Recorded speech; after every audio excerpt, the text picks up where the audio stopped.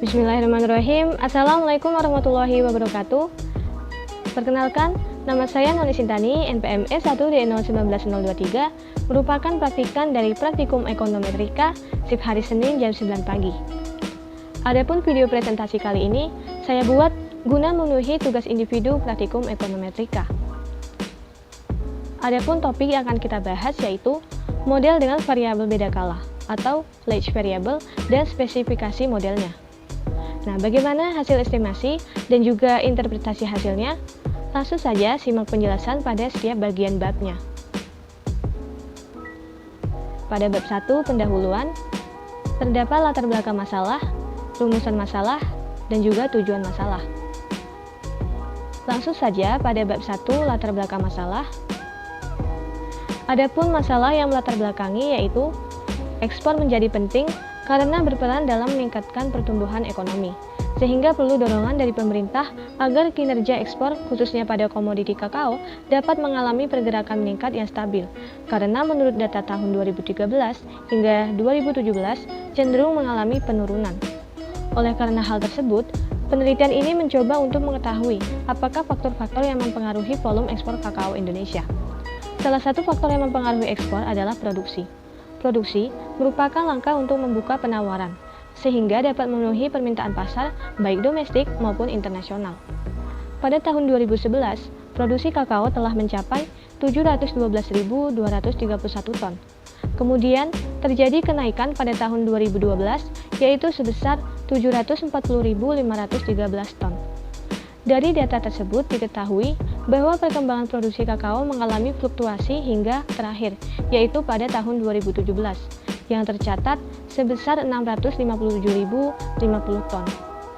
Di mana hasil itu merupakan nilai turunan dari sebelumnya pada tahun 2016, yaitu sebesar 658.399, yang artinya produksi mengalami penurunan sebesar 0,2%.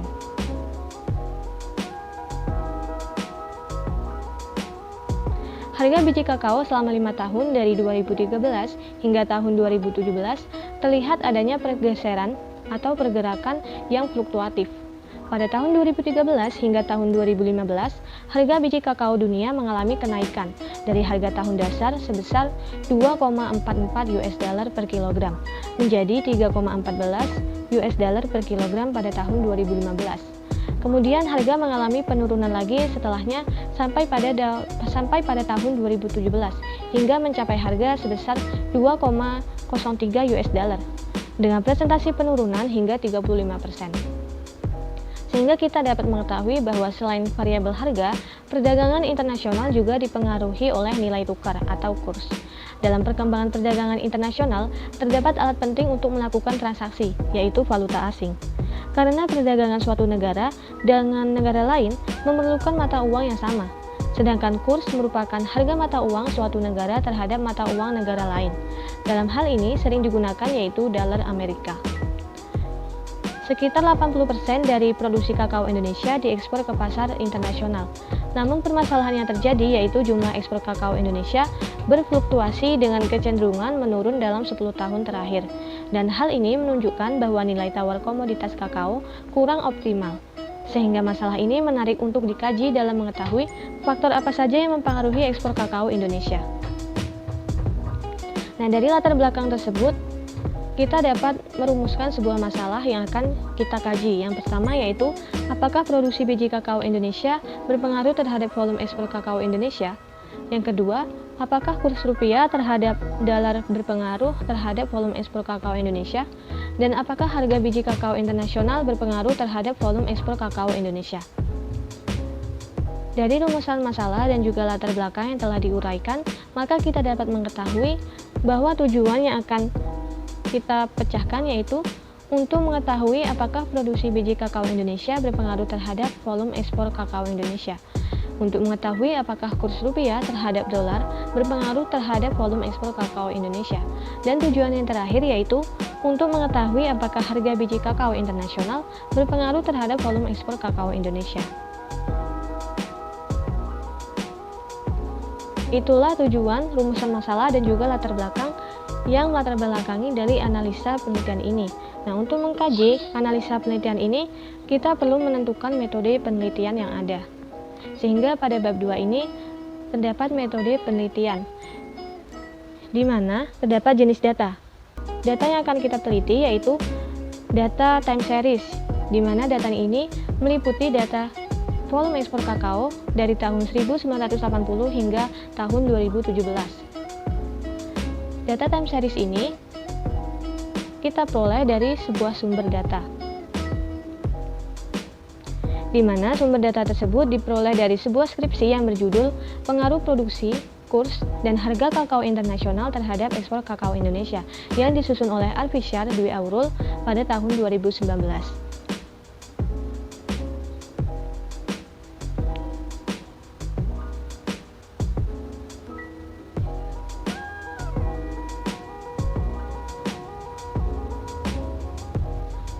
Dari latar belakang masalah tersebut, kita dapat menentukan spesifikasi model yang akan kita gunakan untuk menentukan hasil estimasinya, dan kita dapat memecahkan faktor apa saja yang mempengaruhi pada volume ekspor kakao Indonesia.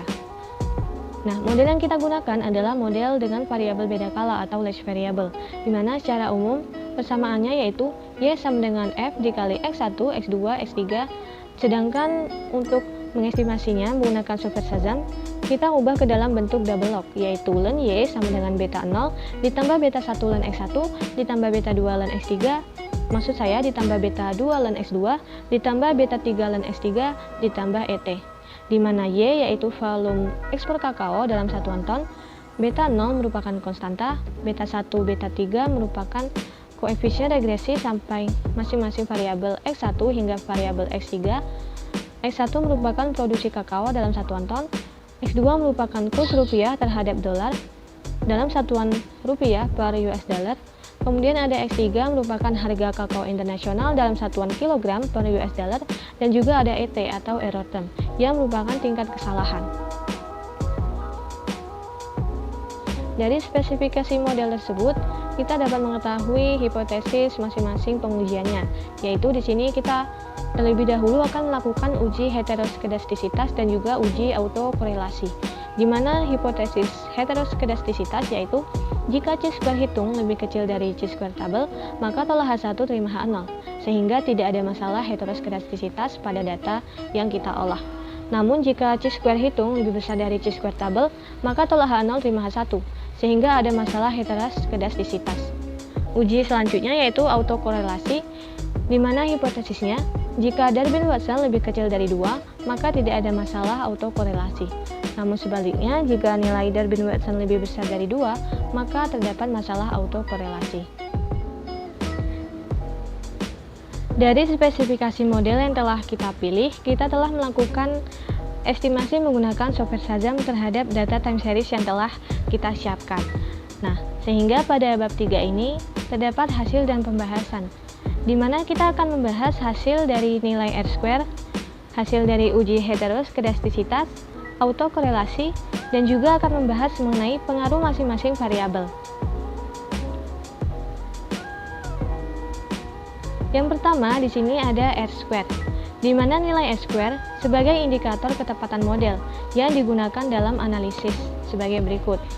Dari estimasi software Shazam dapat diketahui bahwa nilai R-square-nya yaitu sebesar 0,9418, sehingga hasil interpretasinya adalah nilai R-square mendekati 1, yaitu 0,9418. Artinya, model yang kita gunakan dapat menjelaskan hubungan antara variabel independen terhadap variabel dependennya, yaitu sebesar 94,18%. Sedangkan sisanya dipengaruhi oleh variabel lainnya yang tidak dimasukkan ke dalam model, yaitu sebesar 5,82%. Selanjutnya yaitu kita akan membahas mengenai heteroskedastisitas, di mana secara sederhana heteroskedastisitas dapat diartikan sebagai sebaran varian dari kesalahan pengganggu adalah sama, dan apabila ini terjadi, maka OLS menjadi tidak efisien meskipun tidak bias. Adapun hipotesisnya yaitu jika C-square hitung lebih kecil dari C-square tabel, maka tolak H1 terima H0, sehingga tidak ada masalah heteroskedastisitas pada data time series yang telah kita estimasi. Kemudian, jika C-square hitung lebih besar dari C-square tabel, maka tolak H0 terima H1, sehingga tidak ada masalah heteroskedastisitas. Setelah data time series kita estimasi menggunakan software Shazam, maka dapat kita lihat hasilnya, yaitu ada nilai C-square hitung sebesar 4,377 dan juga ada nilai C-square tabel yaitu sebesar 3,841. Sehingga kita mengetahui bahwa C-square hitung lebih besar dari C-square tabel. Maka tolak H0 terima H1, di mana artinya tidak ada masalah heteroskedastisitas.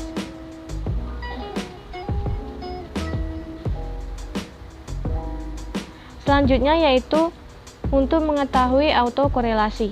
Autokorelasi merupakan masalah yang terjadi karena terdapat hubungan atau korelasi antara kesalahan pengganggu.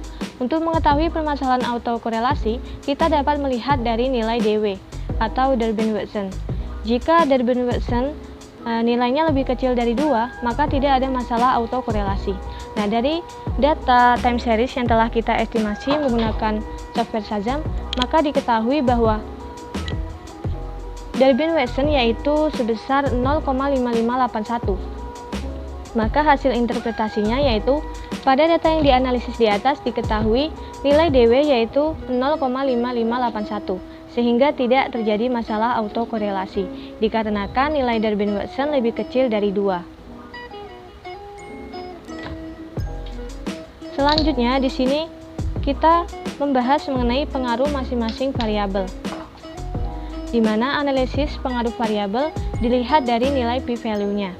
Hipotesisnya yaitu jika p-value lebih kecil dari nilai alfa yaitu 0,05, maka tolak H0 terima H1, artinya berpengaruh. Jika p-value lebih besar dari alfa atau 0,05, maka tolak H1 terima H0, artinya tidak berpengaruh. Langsung saja pada hasil estimasi software Shazam kita dapat melihat masing-masing nilai p-value pada variabel X1 hingga variabel X3-nya. Sehingga kita dapat mengetahui hasil interpretasinya yaitu X1, variabel X1, jumlah produksi kakao berpengaruh terhadap volume ekspor kakao Indonesia.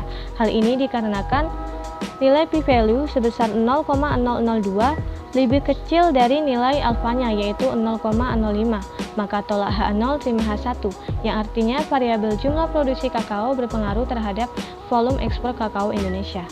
Selanjutnya, pada variabel X2 yaitu kurs rupiah terhadap dolar tidak berpengaruh terhadap volume ekspor kakao Indonesia.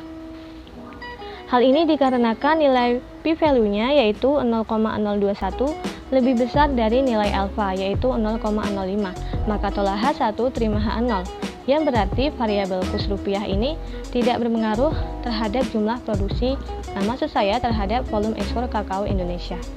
Selanjutnya ada variabel terakhir yaitu harga kakao internasional, di mana variabel ini berpengaruh terhadap volume ekspor kakao Indonesia.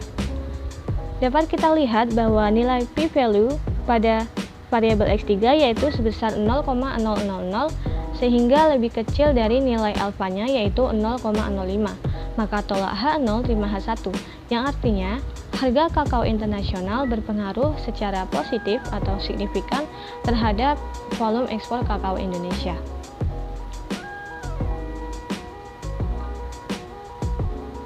Selanjutnya di sini pada pengaruh masing-masing variabel kita melakukan analisis pengaruh variabel dengan melihat dari nilai koefisien regresinya. Adapun interpretasi pengaruh masing-masing variabel independen dapat kita lihat dari masing-masing nilai estimate koefisien dari variabel X1 hingga variabel X3-nya. Adapun interpretasinya yaitu jumlah produksi kakao yaitu X1 memiliki koefisien regresi sebesar 0,0029255. Artinya, apabila jumlah produksi kakao naik sebesar 1%, maka ekspor kakao akan naik sebesar 0,0029255 atau 0,29% dan begitupun sebaliknya. Kemudian, variabel X2 yaitu kurs rupiah terhadap dolar tidak berpengaruh terhadap volume ekspor kakao Indonesia. Dan yang terakhir yaitu harga kakao internasional atau variabel X3 memiliki koefisien regresi sebesar 0,0049635, yang mana artinya apabila jumlah produksi kakao naik sebesar 1%, maka ekspor kakao akan naik sebesar 0,0049635 atau sebesar 0,49%, dan begitupun sebaliknya. Dari hasil dan juga pembahasan pada bab 3, maka kita sampai pada bab 4, penutup, yaitu terdiri dari kesimpulan dan juga saran. Maka pada kesimpulan ini dapat kita tarik kesimpulan yaitu jumlah produksi kakao berpengaruh terhadap volume ekspor kakao Indonesia. Hal ini dikarenakan produksi komoditas kakao akan berpengaruh terhadap penawaran ekspor komoditas ke luar negeri. Ketika produksi kakao meningkat, maka akan terjadi penawaran ekspor yang kemudian dialokasikan untuk memenuhi permintaan dari luar negeri. Begitu juga ketika produksi kakao mengalami penurunan, maka penawaran ekspor juga akan mengalami penurunan. Sehingga semakin besar produksi kakao, maka akan semakin besar pula volume ekspor yang akan dilakukan oleh Indonesia. Kesimpulan yang kedua yaitu kurs rupiah terhadap dolar tidak berpengaruh terhadap volume ekspor kakao Indonesia. Selanjutnya, harga biji kakao internasional berpengaruh terhadap volume ekspor kakao Indonesia. Hal ini dikarenakan harga internasional suatu komoditas berpengaruh terhadap ekspor. Ketika harga internasional mengalami kenaikan, maka jumlah penawaran akan suatu kakao, komoditas kakao, juga akan meningkat sesuai dengan hukum penawaran, yaitu ketika harga meningkat, maka menyebabkan penawaran akan suatu barang mengalami kenaikan, dan juga begitu sebaliknya. Semakin rendah harga barang, maka semakin sedikit pula barang yang ditawarkan. Maka ketika harga biji kakao meningkat, menyebabkan penawaran akan mengalami kenaikan pula, namun sebaliknya juga. Kesimpulan yang terakhir yaitu, dari hasil analisis yang telah dilakukan, didapatkan hasil bahwa terdapat masalah heteroskedastisitas, namun tidak terdapat masalah autokorelasi. Dari kesimpulan tersebut, dapat kita berikan beberapa saran. Saran pertama yaitu, pemerintah dapat memfokuskan perhatiannya terhadap kebijakan-kebijakan yang mampu meningkatkan kuantitas maupun kualitas produksi kakao Indonesia. Kebijakan tersebut seperti memberikan suntikan dana untuk pemeliharaan tanaman kakao yang maksimal dan mendorong peningkatan teknologi pertanian kakao, sehingga dapat memaksimalkan ekspor kakao Indonesia ke pasar internasional. Kemudian saran yang kedua yaitu, bagi instansi terkait diharapkan dapat melakukan usaha-usaha atau membuat kebijakan untuk menjaga nilai tukar pada level yang tepat, sehingga dapat memberikan dampak lebih baik bagi perkembangan ekspor kakao Indonesia. Baiklah teman-teman, itulah penyampaian atau presentasi dari saya. Saya harap dapat bermanfaat bagi teman-teman sekalian. Cukup sekian. Wassalamualaikum warahmatullahi wabarakatuh.